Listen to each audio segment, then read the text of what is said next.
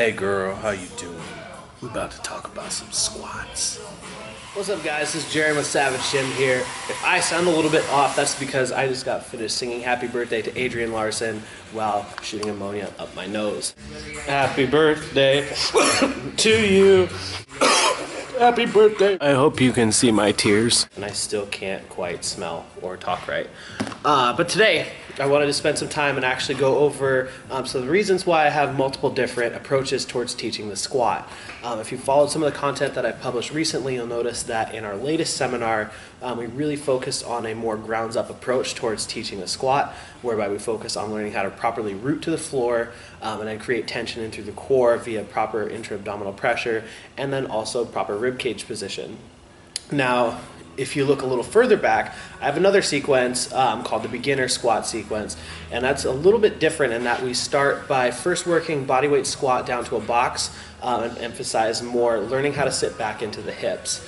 Now, if you kind of look at things just at the surface level, this may seem a little bit confusing and like we're using opposite approaches to teach the same thing, or at least what is going by the same name of the squat. But there's actually two distinct reasons for why I make the differentiation between a performance type squat like we taught at the seminar and a more corrective or regressive type squat pattern like I did in that previous video. And today I wanted to actually take the time and kind of explain some of the main differences as to why you would use one approach over the other, so that way you could maybe see where you're at in your training and which one might be the most resourceful for you at this time.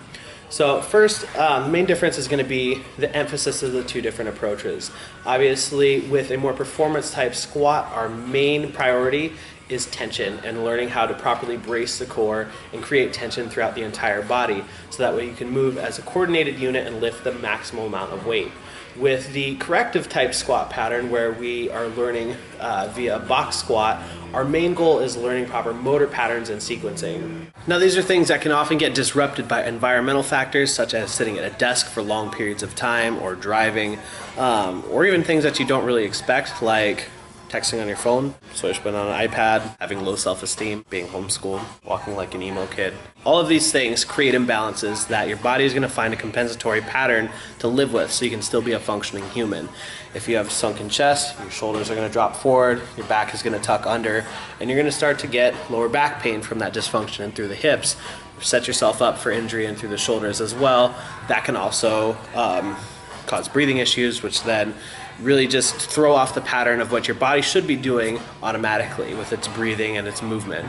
And so one of the ways that we go about deciding if you are prepared for entering a strength training type program, or even looking at it from a more rehabilitative perspective, is we use a squat as a tool to see how those postural imbalances or even environmental factors are affecting your movement.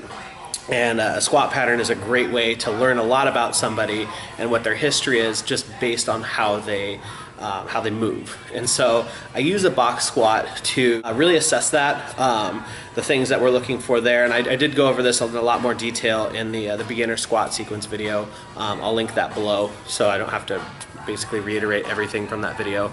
But what we're looking for is we're looking for weight shifting, we're looking for how they initiate the squat, we're looking for tightness in through the hamstrings and the hip flexors, and we're really looking at kind of the interplay between all the different muscles of the hips and the core as being put through that movement.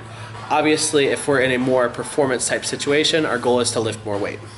However, there is a lot of overlap between the skills and the way that we approach the problem of how do I lift more weight and the problem of how do I restore proper movement and joint function. So the squat serves a lot of purposes for those, and there's a lot of overlap between the two end goals and the strategies that we take. So when I'm using the ground up approach to address a competitive lifter who is looking to just simply squat more weight, we approach that entire problem from a completely different paradigm, seeing as how our goal is to create maximal tension and to let the pursuit of that one goal allow everything else to cascade into place. Someone who is dysfunctional and through the hips or has a history of injury or hasn't lifted before, we can't have that same conversation, and we need to focus on how to use external cues and how to teach them to sit back into their hips or teabag the box squat. Think about it, but it works really well. and how to use cues like that to create the proper movement. Once those things are happening more fluidly, then we can have the conversation about breathing and bracing and things like that. But to do so backwards is kind of, it's like trying to learn how to fly up 747 before you can ride a tricycle barefoot. So you can see the approach that you take to learning the squat, both as if you're a coach, coaching another lifter or a client, or if you're just trying to figure out where to put your priority and really where to start with how to improve your squat. A lot of it's going to come down obviously to goal, but that will also require that we kind of set aside ego of everybody wants to get stronger and lift more weight, but really give you the tools to take an objective look of where you're at and see really where is your experience level, what are your weak points, do you know these correct movement patterns, are you aware of the things that you should be watching for and feeling for as you're performing the lift to be able to perform it safely and injury free. And so those are kind of the two main approaches that I use. I'm going to go ahead and link both of those videos for you down below, that we can check those out and see really the difference between what I'm talking about and see which one might be the most useful for you.